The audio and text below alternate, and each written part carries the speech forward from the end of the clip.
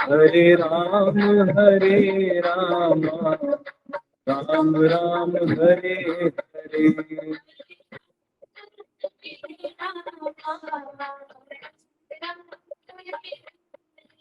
हरे कृष्ण हरे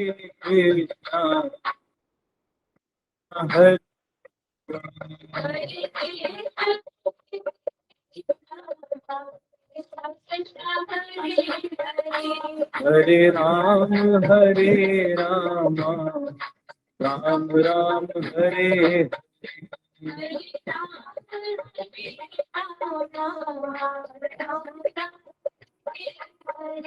हरे कृष्ण कृष्ण कृष्ण हरे।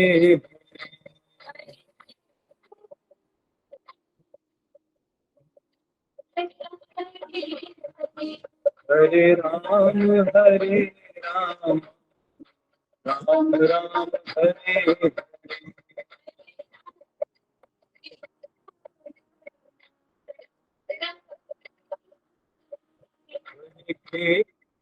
हरे कृष्ण कृष्ण हरे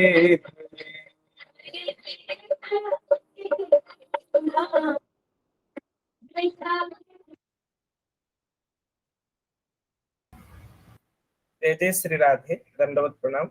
जय जय श्री राधे। प्रारंभ। गीता कथामृत सत्रे समुपस्थित समस्त गुरुजन मंडली विद्वान मंडली वैष्णव मंडली श्री चरण कमल प्रणमांजलि विज्ञापन पूर्वक परम पूज्य श्री आचार्य पाद श्री चरण कमल दंडवत प्रणाम ज्ञापन करुछि।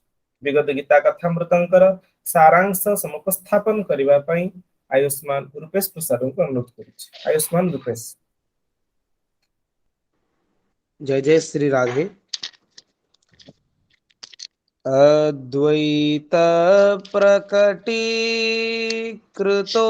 नरहरि प्रेष्ठः स्वरूप प्रियो नित्यानंद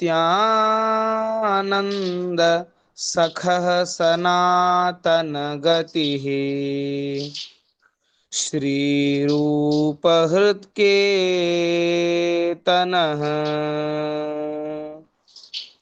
लक्ष्मी प्राणपतिर्गदाधर रसोल्लासी जगन्नाथ भूः सांगोपांग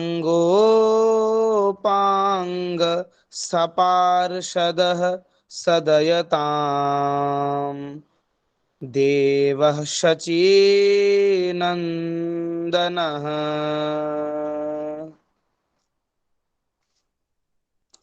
भक्तवांछा कल्पतरु भक्तवत्सल शरणागत वत्सल असंख्येय दिव्यानंत कल्याण गुणगण्यलय अखिल हेय प्रत्यनीक भगवान दशरथ अजुर विहारी श्री कनक विहारी विहारिणी जी की महती कृपा करुणा से नित्य प्रातः श्री आचार्य चरण हम सभी को श्री गीता जी के अमृत रस सागर में निमज्जित करा रहे हैं। मैं उनके एवं सभी संतों वैष्णवों श्रोतृ वृंदों के श्री चरणों में दंडवत प्रणाम निवेदन करता हूँ। हमने कल श्री आचार्य चरण से सुना था कि भगवान अपने अनन्य भक्तों के उपासनाओं के प्रकार एवं अपने हृदय में अपने भक्तों के प्रति अपूर्व प्रेम को व्यक्त करते हुए कहते हैं, अनन्याश्चिन्तयन्तो माम् ये जनाः पर्युपासते तेषां नित्याभियुक्तानां योगक्षेमं वहाम्यहम्। श्री भगवान कहते हैं कि भगवान अपने भक्तों के योग क्षेम का वहन करते हैं। किनका? न अनन्याः माम चिंतयन्तः जे जनाः पर्युपासते। अन्य कामना से रहित मेरी चिंता में निरत जो व्यक्तिगण जो भक्तगण सर्वतो भावेन मेरी उपासना करते हैं तेषाम नित्याभियुक्तानाम, उन नित्य मुझ में एकनिष्ठ मेरे भक्तों का योगक्षेमम अहम वहामि, योग और क्षेम मैं स्वयं वहन करता हूँ। यहाँ पर श्री आचार्य चरण ने कहा था, स्पष्ट करते हुए, कि भगवान ने करोमि शब्द का प्रयोग न करके वहामि शब्द का प्रयोग किया है। और सर्वत्र उदासीन होने पर भी भगवान को यह करने की आवश्यकता क्या है? यह केवल और केवल भगवान की अपार भक्त वत्सलता है। भगवान वात्सल्य रस के सागर हैं। निष्काम भक्तों का जो सुख दृष्टिगोचर होता है वह भगवान के द्वारा ही प्रदत्त है। तो यहाँ पर श्री चक्रवर्ती पाद कहते हैं कि क्या अपने इष्टदेव परमाराध्य भगवान को अपना निर्वाह भार प्रदान कराने वाले भक्त के प्रेम में न्यूनता की आशंका करनी चाहिए क्या? तो कहते हैं कि नहीं, क्योंकि भगवान, भक्त तो परम निष्काम है, भगवान ही कहते हैं कि वे स्वेच्छा पूर्वक उनका भार वहन करते हैं। यह उनके लिए सुखप्रद है। अरे संकल्प मात्र से ब्रह्मांड के सृष्टिकर्ता भगवान के लिए यह कौन सी बड़ी बात है? यह कार्य तो उनके लिए अत्यंत सुखप्रद है, इसलिए वे भक्तों का योगक्षेम वहन करते हैं। अब आगे श्री आचार्य पाद ने कहा कि भगवान कहते हैं, ये प्यन्य देवता भक्ता यजन्ते श्रद्धयान्विताः, तेऽपि मामेव कौन्तेय यजन्त्य विधिपूर्वकम्। श्री चक्रवर्ती पाद कहते हैं कि भगवान ने कहा था कि 9वें अध्याय के 15वें श्लोक में भगवान कह रहे हैं कि ज्ञान यज्ञेन चाप्यन्ये यजंतो मामुपासते एकत्वेन पृथक्त्वेन बहुधा विश्वतो मुखम। यहाँ पर त्रिविधा उपासना को भगवान ने बताया। इसमें अहम ग्रहोपासक, प्रतीकोपासक एवं विश्वरूपोपासक आते हैं। इनमें भी विश्वरूप उपासक जो है, विश्वरूप उपासना को बताते हुए भगवान ने 4 श्लोकों में अहम क्रतुरहम यज्ञ स्वधाहम अहम औषधम इत्यादि 4 श्लोकों में 16वें श्लोक से 19वें श्लोक तक ये जो विश्वरूपोपासना है इसकी विस्तृत विवेचना की, अच्छी तरह से व्याख्या किया। अतएव कर्मयोग में कर्म के अंगीभूत इंद्रादि देवताओं के उपासक गण एवं प्रधान भाव से अन्य देवताओं के भक्तगण भी आप ही के भक्त हैं, तो वे लोग क्यों नहीं मुक्त होंगे?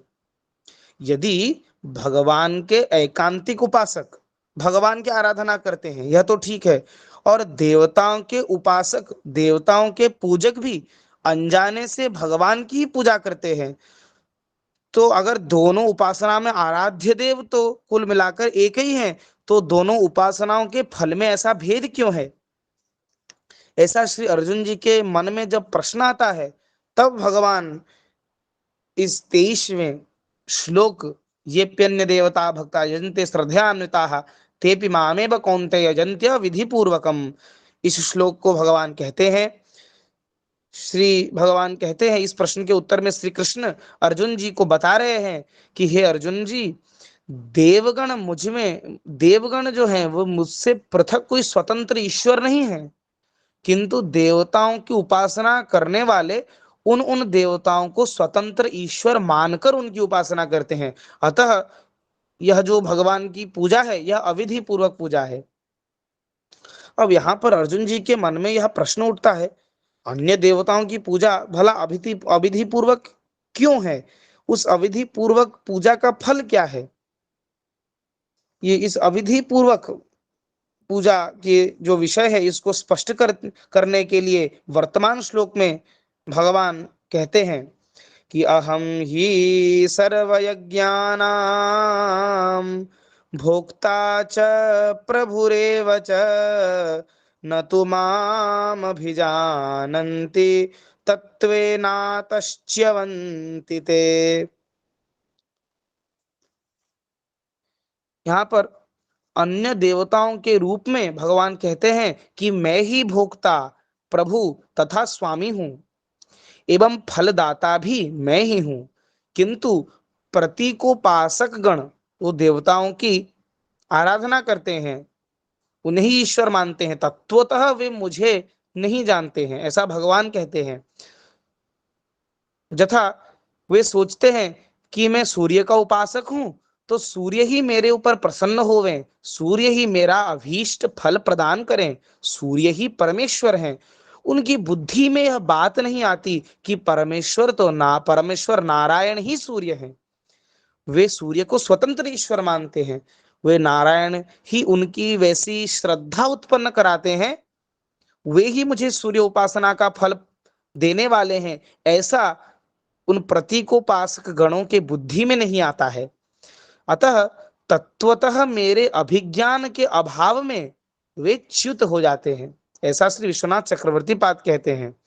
किंतु जो ऐसा सोचते हैं कि भगवान नारायण ही सूर्य आदि के रूप में आराधित होते हैं, ऐसी भावना के साथ विश्वतोमुख मेरी आराधना जो करते हैं, वे मुक्त ही हो जाते हैं। अतः इससे यह बात समझ कर आती है कि सूर्य आदि मेरी विभूतियों की, यानी सूर्य आदि भगवान की विभूतियों की पूजा भगवान के विभूति ज्ञान से ही करना यह विधि है, और इस ज्ञान से न करना यह अविधि है, यह विधि नहीं है, अन्य प्रकार से विधि नहीं है।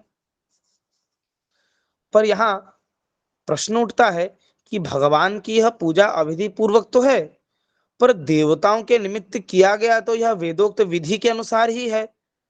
और जिस प्रकार विष्णु भगवान की पूजा की जो विधि है, उसी विधि से वैष्णव उनकी पूजा करते हैं, तो अन्य भक्तगण जो वेदोक्त विधि से अन्य देवताओं की पूजा करते हैं, उनका दोष ही क्या है? क्योंकि वे तो विधि को ही विधि के अनुसार ही देवताओं की पूजा कर रहे हैं। तो इसके उत्तर में श्री भगवान अगला 25वां श्लोक कहते हैं कि यान्ति देव व्रता देवान् पितॄन् यान्ति पितृव्रताः भूतान् यान्ति भूतेज्या यान्ति मद्याजिनोऽपि माम्। श्री भगवान कहते हैं कि यह सत्य है, वे देव भक्तगण उन देवताओं की पूजा करते हैं और वे उन देवताओं को भी प्राप्त होते हैं, यह न्याय ही है, यह कोई अन्याय नहीं है। पर बात यहाँ पर है कि जब वे देवता गण ही नश्वर हैं, तो उनके भक्त कैसे अनश्वर होंगे? बात तो यहाँ पर थी कि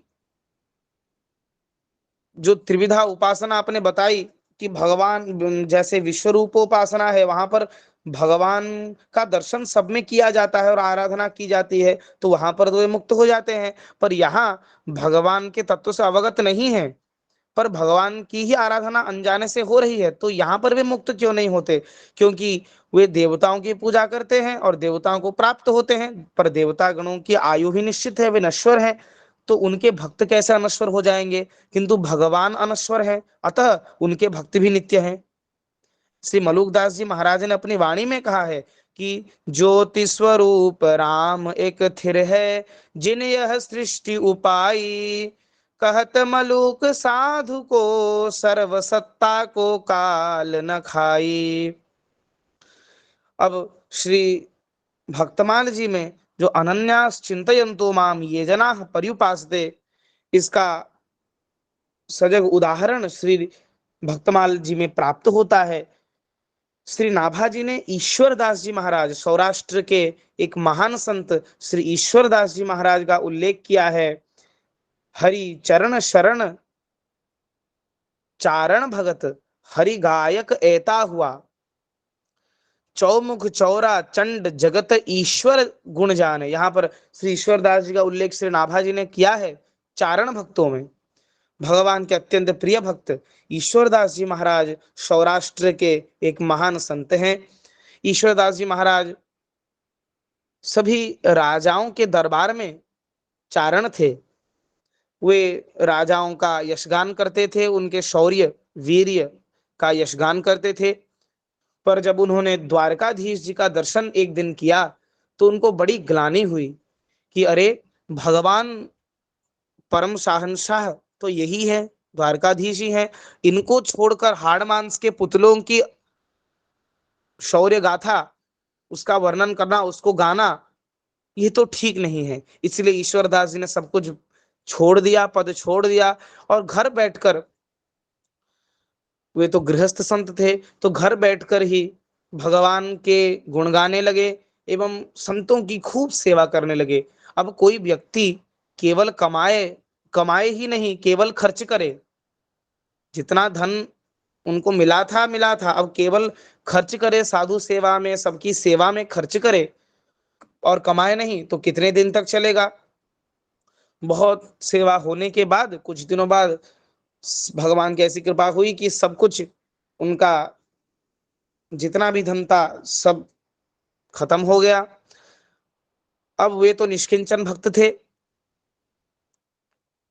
वे घर में भजन करने लगे, तो उनको भगवान का साक्षात्कार भी हो गया था। ऐसे निष्काम एवं ऐसे हृदय से उनका भगवान से प्रेम था, तो द्वारकाधीश जी ने उनके साथ, उन द्वारकाधीश जी वार्तालाप भी करते थे। द्वारकाधीश जी परम अकिंचन प्रिय हरि के रे, तो द्वारकाधीश जी भी प्रत्येक दिन आकर ईश्वरदास जी के गोद में बैठ जाते थे, और ईश्वरदास जी के गोद में बैठकर वे उनके कपोल पर हाथ रखकर द्वारकाधीश कहते स्वयं कि बाबा तू कछु ले लो, आप कुछ ले लो। तो जब बोलते थे कि ईश्वरदास तुम कुछ ले लो, पर ईश्वरदास जी पूछते थे कि क्या मांगू आपसे, तो भगवान कहते थे कि मैं अति प्रसन्न हूं, इसीलिए तुम ले लो।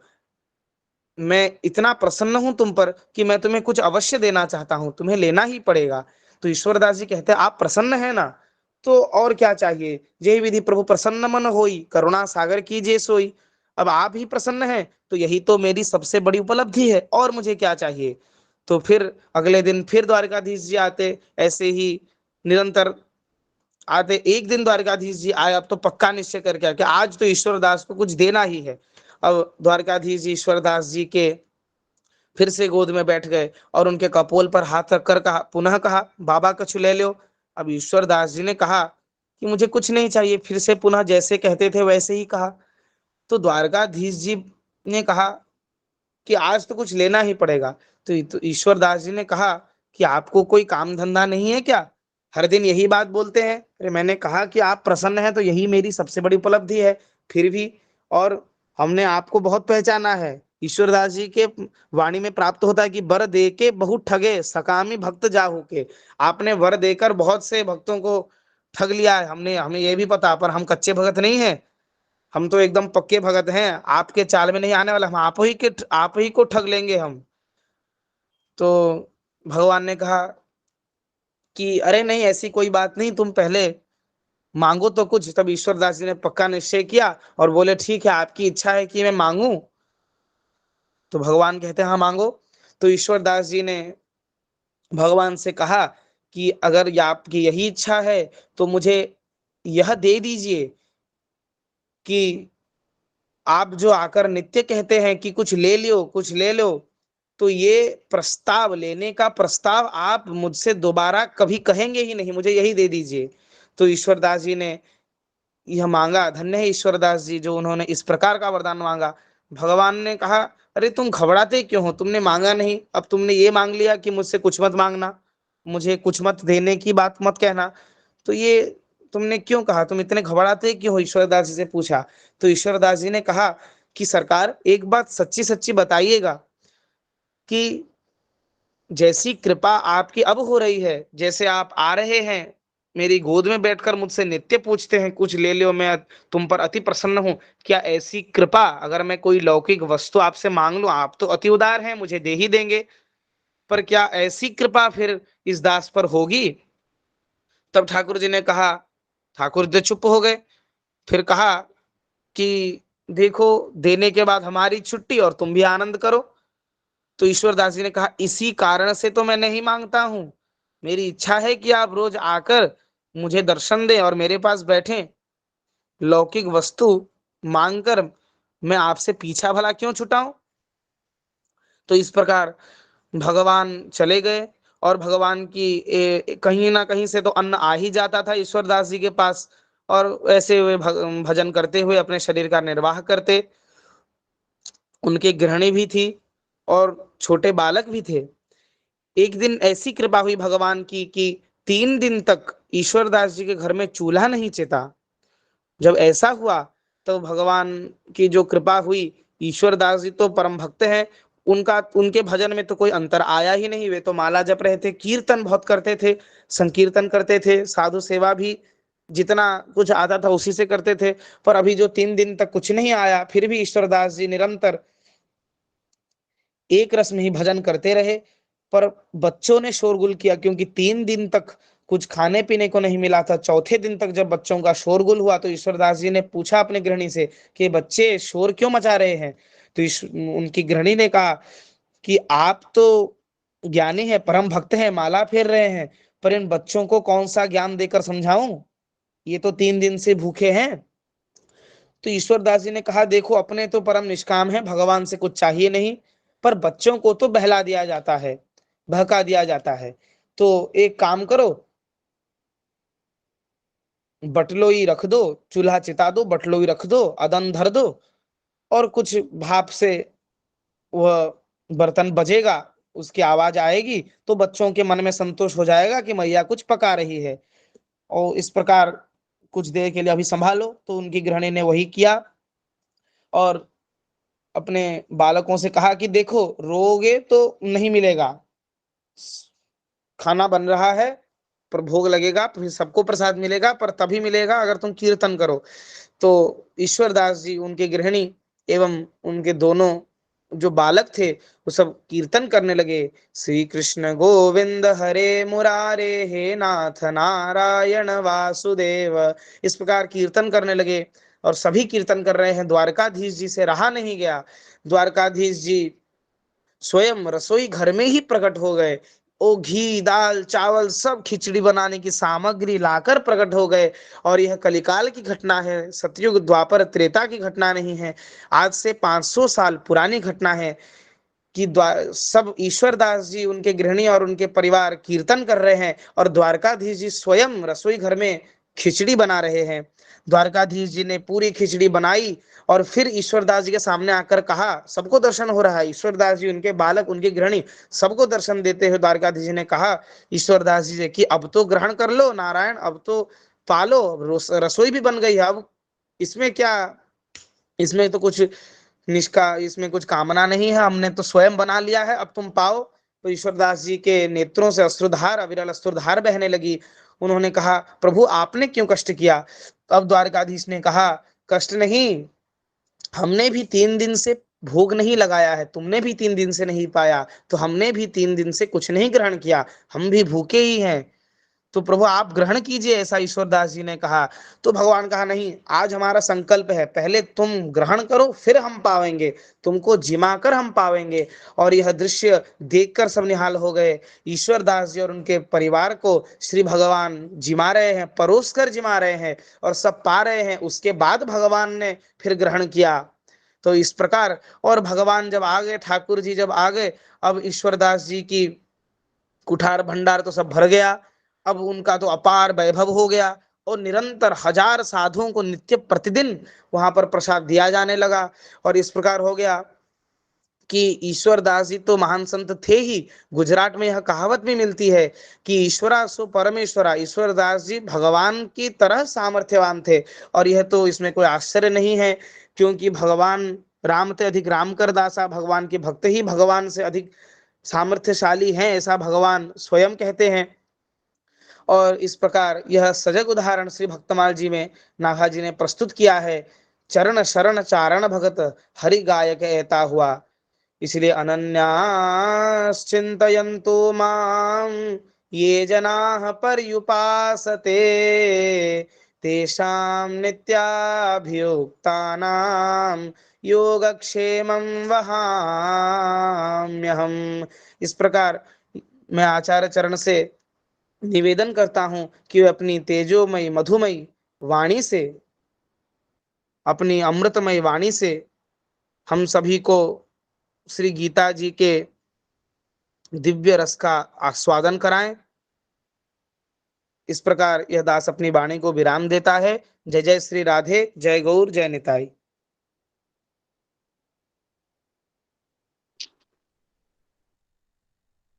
यस्य प्रसादात् भगवत् प्रसादो यस्य प्रसादान्नगति कुतोऽपि ध्यायंस्तुवंस्तस्य यशस्त्रिसन्ध्यं वन्दे गुरुश्रीचरणारविन्दम् रक्ताम्भूरुहदर्पभञ्जनमहासौन्दर्यनेत्रद्वयम् मुक्ताहारविलम्बिघेममुकुटं रत्नोज्ज्वलत्कुण्डलम् वर्षामेघ समाननीलवपुषं ग्रैवेयहारान्वितम् पार्श्वे चक्रधरं प्रसन्नवदनं नीलाद्रिनाथं भजे। आजानुलम्बितभुजौ कनकवदातौ संकीर्तने कपितरौ कमलायताख्यौ विश्वम्भरो द्विजवरो युगधर्मपालो वन्दे जगत्प्रियकरो करुणावतारो राधा करावचितपल्लववल्लरीके राधा पदाङ्कविलसन्मधुरस्थलीके राधा यशो मुखरमत्त खगावलीके राधा विहार विपिने रमतां मनो मे पार्थाय प्रतिबोधितां भगवता नारायणेन स्वयं व्यासेन ग्रथितां पुराणमुनिना मध्ये महाभारतम् अद्वैतामृतवर्षिणीं भगवती मष्टादशाध्यायिनी मम्ब मनुसन्दधामि भगवद्गीते भवद्वेषिणीं गीते भवद्वेषिणीं यत्र यत्र रघुनाथ कीर्तनं तत्र कृतमस्तकाञ्जलिं बाष्पवारि परिपूर्णलोचनं नमत मारुतिं राक्षसान्तकम् वंशकल्पतरुभ्यश्च कृपा सिन्धुभ्येव च पतितानां पावनेभ्यो वैष्णवेभ्यो नमो नमः। वैष्णवेभ्यो नमो नमः। प्रातःकालीन श्रीमद् भगवद गीता सत्रे समवेत समस्त पूज्य वैष्णव वृंद, आचार्य वृंद, गुरुजन वर्ग, मातृवृंद, स्निग्ध मित्र मंडली को विनम्र प्रणाम विनिवेदन करुछि। परम सौभाग्य भगवद गुणानुवाद संकीर्तन रूप भगवद गीतार्थ मंदाकिनी अवगाहन रूप दिव्य क्षण उपस्थित जेपरी आयुष्मान रूपेश प्रसाद अत्यंत सुमधुर भाव अत्यंत भावपूर्ण चित्तरे गत दिन कथासार को उपस्थापन करिसेंती एवं ताहा सहित प्रिय भक्त ईश्वरदासंकर नाभाजींकर भक्तमाणर अनुसरण रे जीवन चरित्र को उपस्थापन करिसेंती ता अत्यंत श्लाघनीय। कारण सिद्धांत सहित प्रायोगिक विषय को अनुध्यान कले सिद्धांत प्रायोगिक सम्मेलन रे हृदय रे सिद्धांत दृढ़ीभूत होता है। हृदय रे स्थित भावनार परिप्रकाश पिंडीभूत घनीभूत होता है। तेणु भक्तमालर उदाहरण द्वारा परम प्रिय भक्त ईश्वरदासंकर कथार प्रसंग द्वारा अनन्या चिंतयन्तो मां ये जना पर्युपासते तेषां नित्याभियुक्तानां योगक्षेमं वहाम्यहम्। ये सिद्धांत को ये श्लोकर तात्पर्य को अत्यंत मधुर भाव प्रतिपादन करिथिबारु आयुष्मान रूपेश प्रसाद को अत्यंत शुभाशीष और कृतज्ञता निवेदन करुअछि। तदनुसारे अद्यतन दिवसर आलोचना रे संप्रवृत्त हेबा पई प्रयास करुअछि। भगवान यह कहले जे ଅନନ୍ୟ ଭକ୍ତମାନଙ୍କର ଯୋଗକ୍ଷେମକୁ ମୁଁ ବହନ କରିଥାଏ। ଯୋଗ ଅର୍ଥ ଆମେ ବୁଝିଲେ ଯେ ଅପ୍ରାପ୍ତ ବସ୍ତୁର ପ୍ରାପ୍ତି ହଉଛି ଯୋଗ, ଆଉ ପ୍ରାପ୍ତ ବସ୍ତୁର ପରିରକ୍ଷଣ ହଉଛି କ୍ଷେମ। କିନ୍ତୁ ନିଷ୍କାମ ଭକ୍ତ ପାଇଁ ଯିଏକି ତାହା ମଧ୍ୟ ଚାହୁଁନି, ଶରୀର ରକ୍ଷଣ ଭାର ମଧ୍ୟ ଶରୀର ରକ୍ଷଣ ବିଷୟରେ ମଧ୍ୟ ଯିଏକି ଅନାସକ୍ତ, ତଦ୍ ବିଷୟରେ ଶ୍ରୀ ବଳଦେବ ବିଦ୍ୟାଭୂଷଣ ଜୀ ନିଜର ଟୀକାରେ ଗୀତାଭୂଷଣ ଭାଷ୍ୟରେ ଅତ୍ୟନ୍ତ ଯେ ଏଇ ନିଷ୍କାମ ଐକାନ୍ତିକ ଭକ୍ତ ପାଇଁ ଯୋଗକ୍ଷେମର ପୃଥକ ଅର୍ଥ କରିଛନ୍ତି। ଯୋଗ ନାମ ମତ୍ ପ୍ରାପ୍ତି ଲକ୍ଷଣମ୍ କ୍ଷେମଞ୍ଚ ମତ୍ତଃ ଅପୁନରାବୃତ୍ତି ଲକ୍ଷଣମ୍ ଅହମେବ ବହାମି।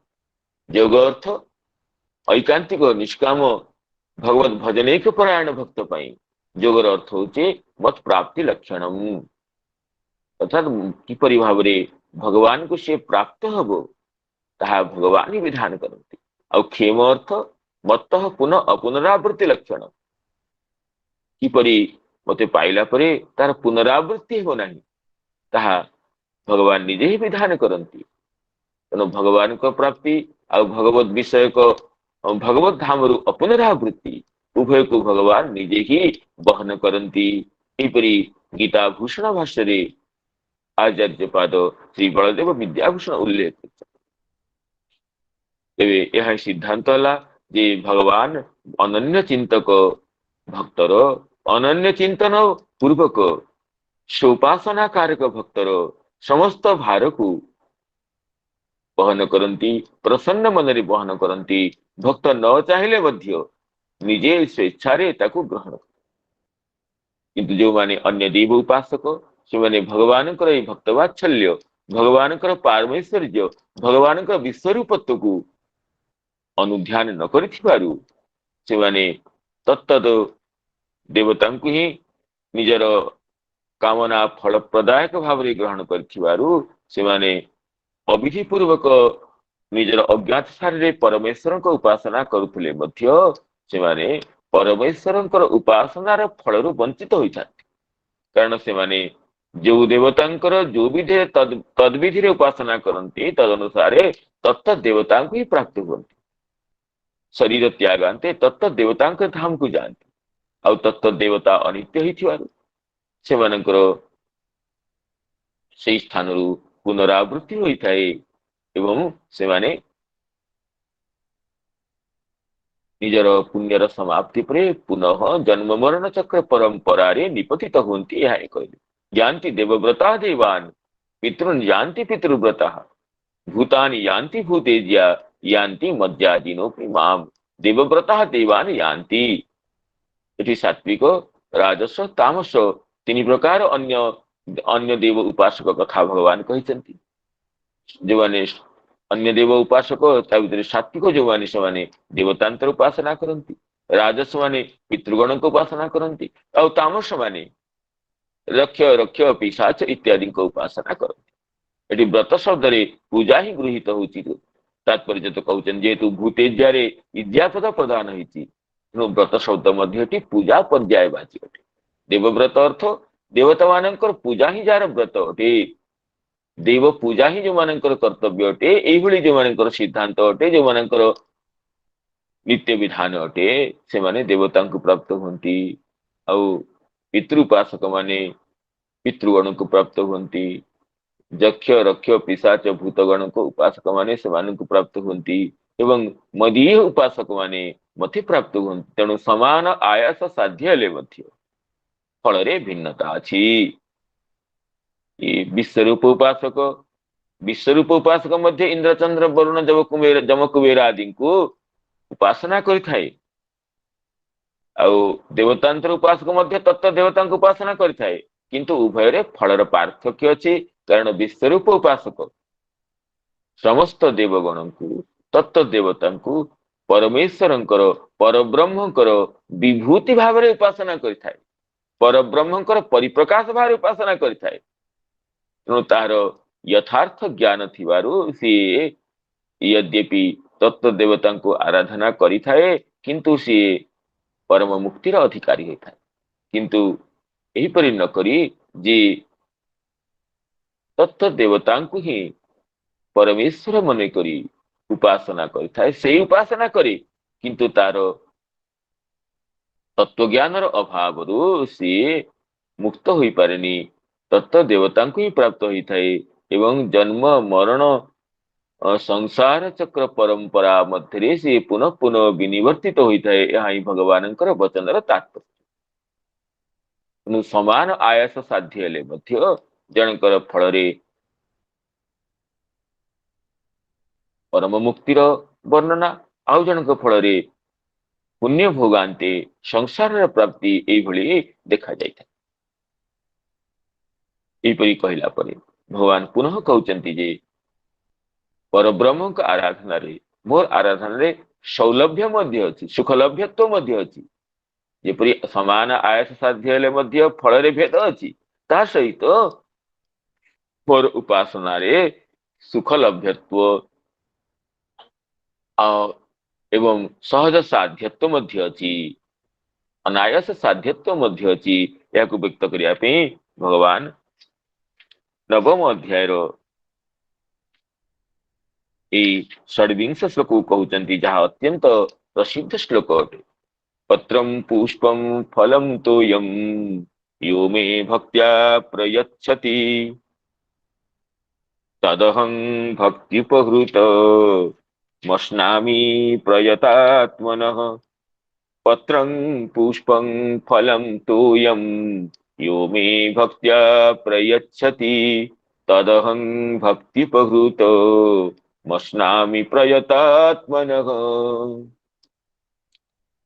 जीवते भक्तिरे पत्र पुष्प फल वा तोय जल को समर्पण करिथाए तद अहम अस्नामि मुतांकु ग्रहण करिथाए यथोचित भावरे स्वीकार करिथाए काहाकु ना भक्ति उपहृतम भक्त्या उपहृतम भक्त्या प्रदत्तम तत अहम अस्नामि कस्य ना प्रजतात्मनः से विशुद्ध चित्त व्यक्तिर प्रजत अटे नाम संशुद्ध अटे संयमित अटे आत्मा माने अंतःकरण जार एभली भक्तर से समस्त वस्तु को मु स्वीकार करिथाए अतः भगवत उपासना पाई एटी सौलभ्य अछि पत्र पुष्प द्वारा मध्य पूजा करियो भगवान को और बहुत किछि वस्तुर संग्रह बहुत मूल्यवान वस्त्र उपकल्पना आवश्यक नहीं नृसिंह पुराण रे परि वचन उपलब्ध होती जे पत्रेषु पुष्पेषु फलेषु तोयि सुकृत लभ्येषु सदैव सत्सु भक्त्या सुलभ्ये पुरुषे पुराणे मुक्ति किमर्थम क्रियते प्रयत्न वचन तात्पर्य जे पत्रेषु पुष्पेषु फलेषु तोयेषु पत्र पुष्प फल जल बिना क्रय मध्य मिल पार पत्र तो मिलुचंती तुलसी पत्र पुष्प भी मिलुचंती जल मध्य मिलुचंती एवं फल मध्य अरण्य रे विभिन्न फल मध्य प्राप्त होची बिना क्रय जहाँ मिल पार पत्रेषु पुष्पेषु फलेषु तोयेषु अक्रीत लभ्येषु सदैव सत्सु भक्त्या सुलभ्ये पुरुषे पुराणे तेणु पत्र पुष्प फल तोय तो उपलब्ध अछि एवं पत्र पुष्प फल तोय प्रदान जनित भक्ति द्वारा परम पुरुष नारायण श्रीहरि सुलभ्य अछंती तथापि मुक्ति पाई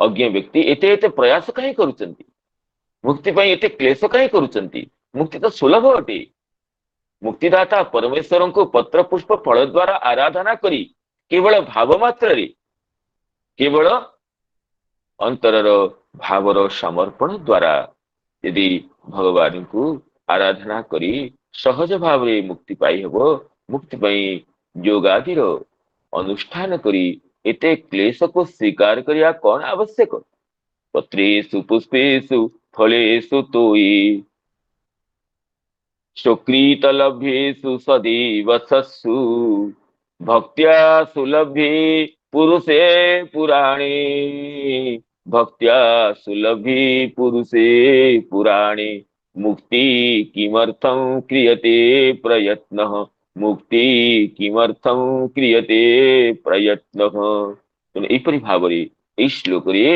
ଭଗବାନଙ୍କର ଅର୍ଚ୍ଚନାର ସୁଖଲଭ୍ୟତ୍ୱ, ସୌଲଭ୍ୟତ୍ୱ, ସହଜ ସାଧ୍ୟତ୍ୱ, ଅନାୟାସ ସିଦ୍ଧତ୍ୱକୁ ପ୍ରତିପାଦନ କରିଛନ୍ତି। ଟୀକାକାର କହୁଛନ୍ତି ଯେ ବରଂ ଦେବତାନ୍ତର ଭକ୍ତ ଆୟାସ ଆଧିକ୍ୟಂ ନତୁ ମଦ ଭକ୍ତ। ଅନ୍ୟ ଦେବତାଙ୍କୁ ଉପାସନା କରିବାରେ ତତ୍ତଦ ବିଧିକୁ ଅନୁସରଣ କରିବା, ତତ୍ତଦ ବିଧାନକୁ ପରିପୂରଣ କରିବା ଇତ୍ୟାଦି ଆୟାସର ଆଧିକ୍ୟ ଅଛି। ଆଉ ପରବ୍ରହ୍ମକୁ ଉପାସନାରେ କେବଳ ଭକ୍ତି ହିଁ ଆବଶ୍ୟକ।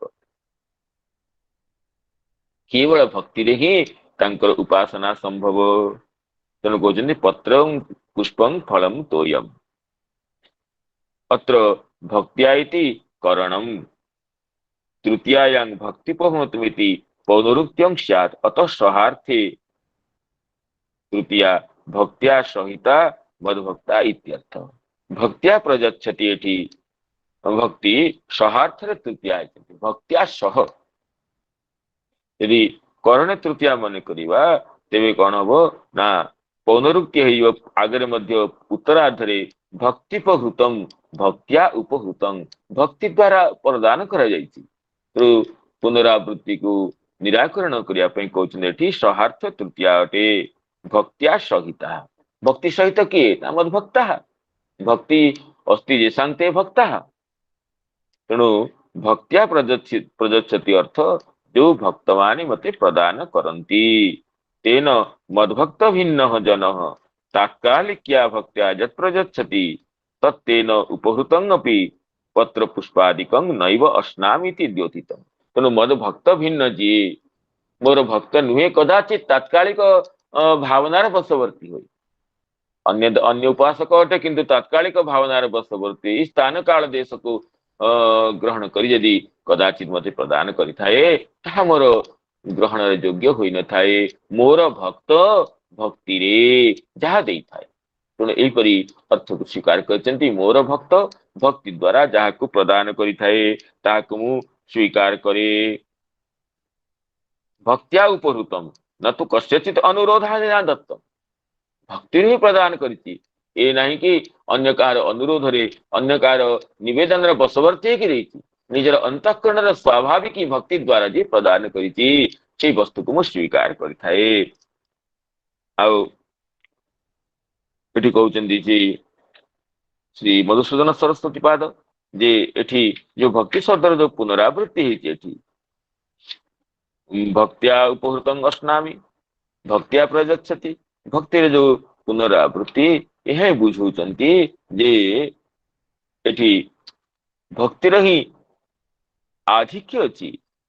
ମୋର ଗ୍ରହଣ କରିବାରେ ଭକ୍ତି ହିଁ ପ୍ରୀତି ସମର୍ପଣ ହିଁ ଏଠି ମୁଖ୍ୟ ଅଛି।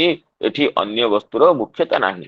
ଯାହାକୁ ଶ୍ରୀ ବଳଦେବ ବିଦ୍ୟାଭୂଷଣ ମଧ୍ୟ ଏହା ପ୍ରତିପାଦନ କରିଛନ୍ତି ଯେ ଭକ୍ତ୍ୟା ଇତି ଉକ୍ତ୍ୱାପି ପୁନର୍ଭକ୍ତିପହୃତମ୍ ଇତି ଉକ୍ତିଃ ଭକ୍ତିରେବ ମତଃ ଅଧିକା। ଭକ୍ତି ହିଁ ମୋର ଭକ୍ତିର ହିଁ ଆଧିକ୍ୟ ପ୍ରତିପାଦିତ ହେଲା ନତୁ ଦ୍ୱିଜତ୍ୱ ତପସ୍ୱିତ୍ୱାଦି ଇତି ସୂଚୟତି।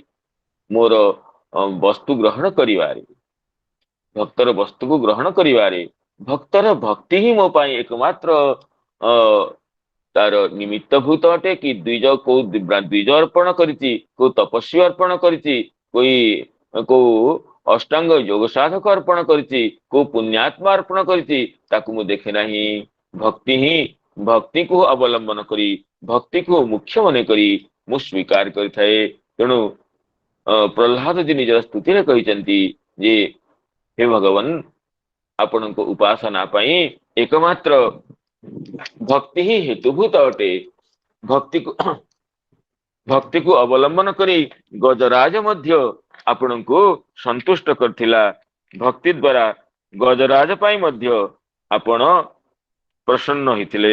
ତେଣୁ ଭକ୍ତିକୁ ହିଁ ପ୍ରମୁଖ ମନେ କରି ଆପଣ ଯୋଉ ସ୍ୱୀକାର କରନ୍ତି ଭକ୍ତର ଭାବନାକୁ ତେଣୁ ମୁଁ ଅତ୍ୟନ୍ତ ଅସୁର କୂଳରେ ଜାତ ହେଲେ ମଧ୍ୟ ମୋର ହୃଦୟରେ ସାମାନ୍ୟତମ ଭକ୍ତିକୁ ସ୍ୱୀକାର କରି ଆପଣ ପ୍ରସନ୍ନ ହେବେ।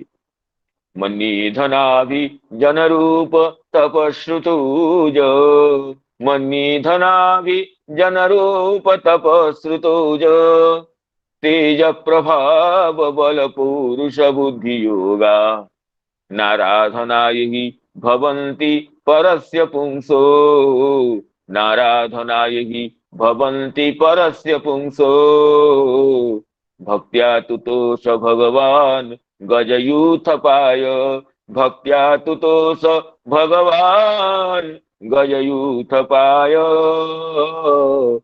तेणु प्रहलाद जी कहते जे धन अभिजन अर्थात उत्तम कुल जात हेबा रूप तप श्रुत ओज तेज प्रभाव बल पौरुष बुद्धि जोग ये सबू तुमर संतोषर कारण नुहे भक्त्या तुतोष भगवान गजयूथ पाय गजयूथ गजराज प्रति आपण संतुष्ट होइथिले कोथरे केवल तार तार हृदयर भक्ति को नहीं। तेणु भगवान ये जो वचन जे पत्र पुष्प फल तो एक स्वीकार करते स्वीकार रे भक्तिर ही प्राधान्य भक्तिर ही प्रामुख्य बुझाए को भक्ति शब्दर पुनरावृत्ति होती यह ही कहते। तेणु भगवान क्षुधा तृषादि रहित हेले मध्य परमेश्वर परब्रह्म क्षुधा तृषादि रहित किंतु एटी कहते तत्प्रीति प्रीति उदित चितृष्ण सन तद भक्त्या भक्त्यावेशा तंग सर्वम अदिनी कहले भक्तर भक्ति बड़े सामर्थ्य अच्छी जे क्षुधा रहित तृषा रहित पर ब्रह्म हृदय मध्य जे क्षुधा तृष्णा को उत्पन्न कर दिए जो माता यशोदा प्रातः काल दधि मंथन करुचंती जे श्रीकृष्ण उठिब पुत्र उठिले ताहापई मु मक्खन तैयारी करुची। तेणु कृष्णंकर बाललीला को गान करके माता यशोदा दधि मंथन करुचंती जे श्रीकृष्ण पाई श्रीकृष्ण को भावना रे करुचंती मांकर ये जो भावना श्रीकृष्ण उद्देश्य दधि मंथन से मातांकर भावना ही श्रीकृष्ण हृदय रे क्षुधा को संचार करिछि। सोईथिबा श्रीकृष्ण जागृत होइचंती तांग स्तन्य काम आसाद्य मथनंती जननी हरि गृहीत्वा दधिमंथानम न्यषेधत प्रीतिमा वहं तांग स्तन्य कामनारे स्तन्यपानर लालसारे श्रीकृष्ण उठी आसचंती एवं दधिमंथन दंड को धरी निषेध करिचंती माता शीघ्र मते क्षुधारे मु आतुर होची मते स्तन्यपान कराओ। तेणु जे कि क्षुधा तृषा रहित पर ब्रह्म हृदय मध्य क्षुधा तृष्णा को जागृत करिथाए किए ना तत् प्रीति उदित तृष्ण कहते बलदेव विद्याभूषण तत् प्रीत्युदित तृष्ण भक्तर प्रीति ही सामर्थ्य अच्छी जे अकाम अधिगच्छु असनाया रहित तृषा रहित पर ब्रह्म को हृदय रे मध्य क्षुधा तृष्णा को जागृत करती। तेणु परमेश्वर तार वस्तु को स्वीकार करती। अतः टीकाकार कहते आगे जे किंच मद्भक्तस्य अपि अपवित्र शरीरत्वे सति न अस्नामि प्रजतात्मन कहवार तात्पर्य दे शरीर शुद्ध होइथिबा आवश्यक यदि मोर भक्त मध्य अपवित्र शरीर होइथिबो सेतेबेले तार प्रदत्त वस्तु मु स्वीकार करेनी। एई वचन द्वारा कहते टीकाकार जे तेन रजस्वलादयो व्यावृत्ता। तेणु अशुद्ध अवस्था रजस्वला अवस्था भगवान को नैवेद्य आदि अर्पण करवा व्यावृत्त है। कार भाव थाई पारे अलग कथा किंतु से भाव को परिप्रकाश करने क्रियान्वयन करने भगवान को जो नैवेद्य समर्पण इत्यादि अशुद्ध शरीर कर्तव्य नुहे यह ही कहते चक्रवर्ती पाद प्रदत्तात्मन यह शब्दर तात्पर्य को प्रकाश कर। अथवा प्रदत्तात्मन शब्दर अर्थ होची शुद्धांतकरण से विशुद्ध अटे अंतकरण जार प्रजत अटे नाम विशुद्ध अटे अंतकरण जार अर्थात मद्भक्तं विना नान्य शुद्धांतकरण इति मोर भक्ति विभक्ति बिना मोर भक्त बिना अंतःकरण कहार शुद्ध हुए नहीं, अंतःकरण राग द्वेष आदि विलुप्त हुए नहीं। तेणु मोर भक्त ही विशुद्धांतःकरण अटे, जहाकु राजर्षि परीक्षित कहते धौतात्मा पुरुष कृष्ण पादमूलम न मुंचति। धौतात्मा जी ता पूर्व परीक्षित जी उल्लेख करुचंती प्रविष्ट कर्णरंध्रेण स्वानाम भावसरोरुहम धुनोति शमलं कृष्ण सलिलस्य यथा शरत। कथा श्रवणकारी भक्तर हृदय रे भगवान कर्णद्वार दे प्रवेश करते। कर्णद्वार दे प्रवेश करी भक्तर हृदय मंदिर को, हृदय आगार को संशुद्ध कर दियंती, परिशुद्ध कर दियंती। जेपरिक शरत ऋतुर आगमन रे नदी तड़ागर जल स्वतः शुद्ध हो जाए, ताको शुद्ध करने को प्रयास करने पड़ेनी। वर्षा काल में कर्दमलिप्त सरोवर जल बा नदीर जल जमी मलिन थाए, किंतु वर्षा परे शरद ऋतुर आगमन रे स्वतः समस्त जलाशयर नदी वक्षर जल शुद्ध होता है। सेपरी भगवान श्रीहरि अंतःकरण रे कर्णद्वार दे प्रवेश करते, हृदय परिशुद्ध होता है, विशुद्ध होता है। प्रविष्ट कर्णरंध्रेण स्वानाम भावसरोरुहं धुनोति शमलं कृष्ण सलिलस्य यथा शरत। यथा शरत सलिलस्य तथैव कृष्ण धुनोति नाम संशोधयति, पावयति, पवित्रीकरोति। आ पवित्रतारे हृदय पवित्र हो गला परे भक्त कथमपि भगवानंकर श्री चरण कमल को परित्याग करे नाही। धौतात्मा पुरुष कृष्ण पादमूलम न मुंचति मुक्त सर्व परिक्लेशः पांथ स्वशरणं यथा।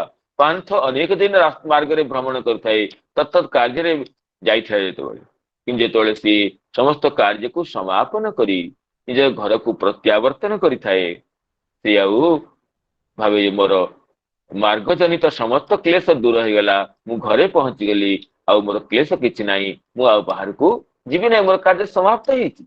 सेमिति भगवान को अनेक जन्म जन्मांतर भ्रमण कला परे थरे भगवान को श्रीचरण कमल को आश्रय कला परे भक्त से बुझी पारे जे मोर जन्म जन्मर यात्रा समाप्त होइछि।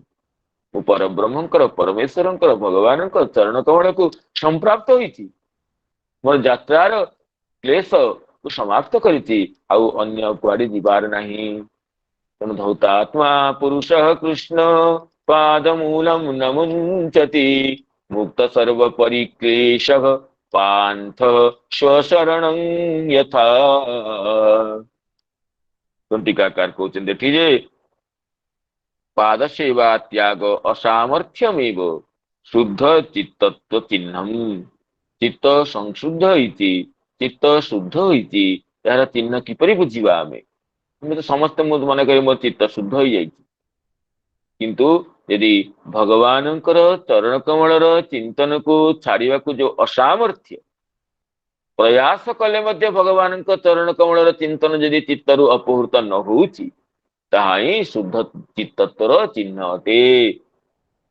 भगवान यदि विस्मृति हो नहीं, प्रयास कले मध्य विस्मृति हो नहीं, भगवान जाग्रत स्वप्न सुसुप्ति समस्त अवस्था को व्याप्त होइकि यदि हृदय रे परिव्याप्त अछंती, तेबे ताहा ही शुद्ध चित्तर चिन्ह बोली बुझिया पड़िबो। यह नुहे कि अनेक तपस्या करथिबा, अनेक याग यज्ञ अनुष्ठान करथिबा, बा अनेक शुद्ध वस्त्र परिधान करथिबा, बा शास्त्र व्याख्यान कौशल प्रतिबंधित होइथिबा व्यक्ति जे शुद्ध चित्त ताहा नुहे।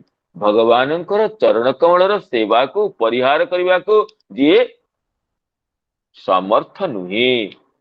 पाद सेवा परित्याग असामर्थ्यमेव शुद्ध चित्तत्व चिन्हम।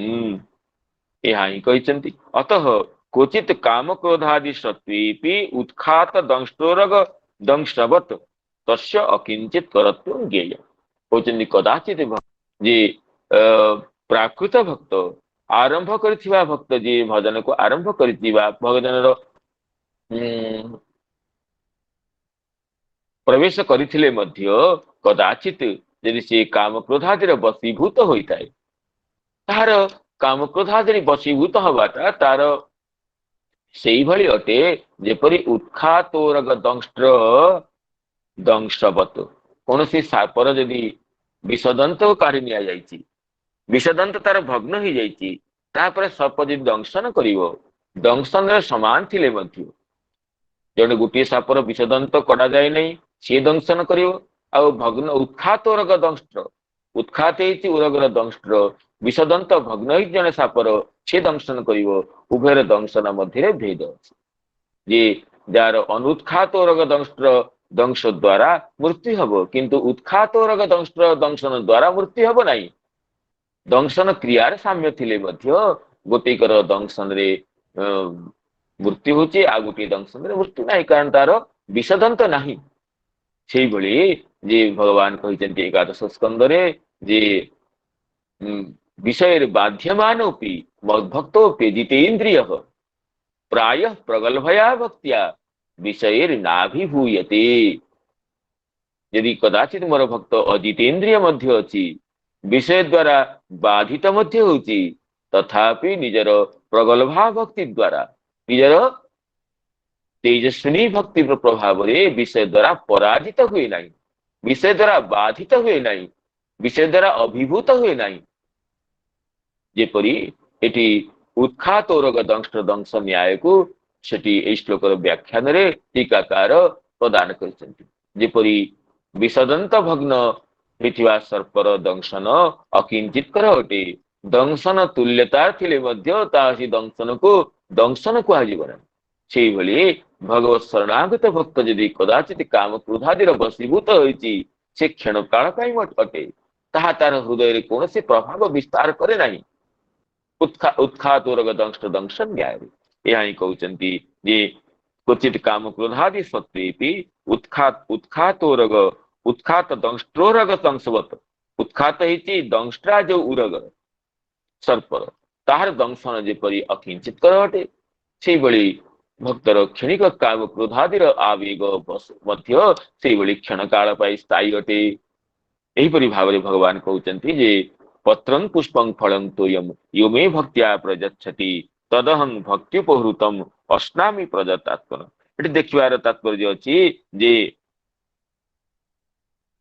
पत्र पुष्पं फल को ग्रहण कर जाइते, फलम अश्नामि कहले हबो, और जल को मध्य पीबामी अश्नामि कहले चलिबो, किंतु पत्रं पुष्पं अश्नामि, पत्र पुष्प सहित असन क्रियार अन्वय किपरि हबो ना। एटी टीकाकार कहउचंती जे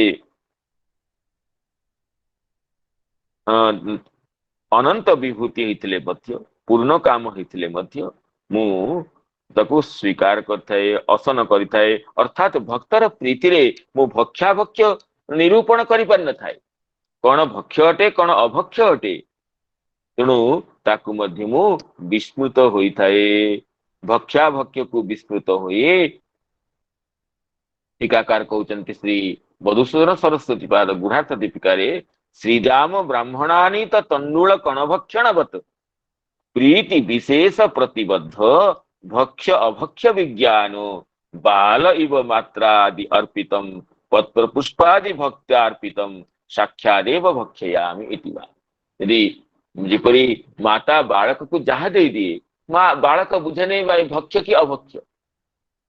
यदि माँ यदि परिहास रे बालक को पत्र मध्य खाइବାକୁ दिए, बालक मध्य खाइनी, तेणु मात्रादि अर्पितं बाल इव। सेही भली परमेश्वर भगवान मध्य भक्त द्वारा अर्पित वस्तु को साक्षात भाव रे ग्रहण करिथांती, तार प्रीतिर वशवर्ती। जेपरि श्रीदाम ब्राह्मणानि तंडुल कण भक्षणवत, श्रीदाम तंडुल कण खुद भजा को नेकरी निजर अत्यंत जीर्णशीर्ण उत्तरीय बांधी नहीं, से जीर्णशीर्ण उत्तरीय शतग्रंथि युक्त उत्तरीय रे जो तंडुल कण अच्छी ता तो भगवान द्वारकेशंकर भक्ष्य कदापि नुहे, किंतु भगवान तार प्रीति वशीभूत होइकी नन्वे तद उपनीत परम प्रीणन सखे कहीकि ए तुम उपहार मोर तो परम प्रीतिर विधायक अटे।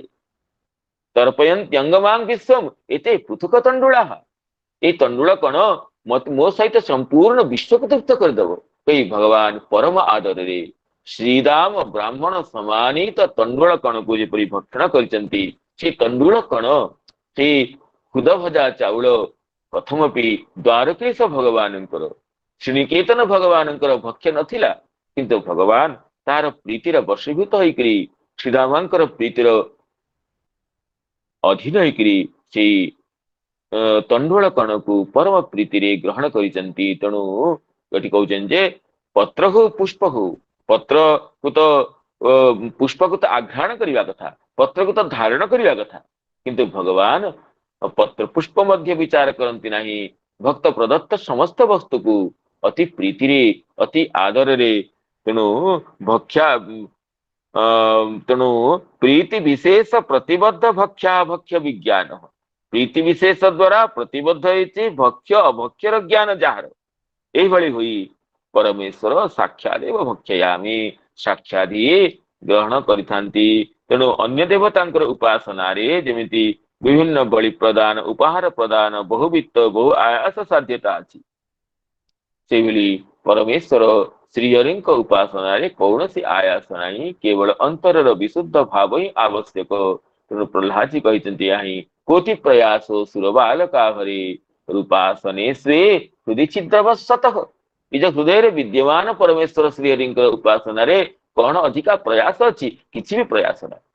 तेणु यहीपरि भाव में यह श्लोक भगवान निज उपासनार अनायास साध्यत्व सुखलभ्यत्व सुलभ्यत्व को प्रतिपादन करिसंति। पत्रं पुष्पं फलं तोयं यो मे भक्त्या प्रयच्छति तदहं भक्तिपकृत मश्नामि प्रयतात्मनः, तदहं भक्तिपकृत मश्नामि प्रयतात्मनः अश्नामि प्रयतात्मनः। तेणु समस्त सुधी श्रोतृमंडली चरण कमल विनम्र प्रणाम निवेदन पूर्वक संजात त्रुटि विच्युति प्रमादादि दोष क्षमा प्रार्थना पूर्वक पुनश्च आगामी दिवस रे आलोचना रे सम्मिलित हेबार आशा सहित निजर वाणी को उपसंहार करुती। जय जगन्नाथ, जय भगवती गीता माता की जय, जय जय श्री राधे।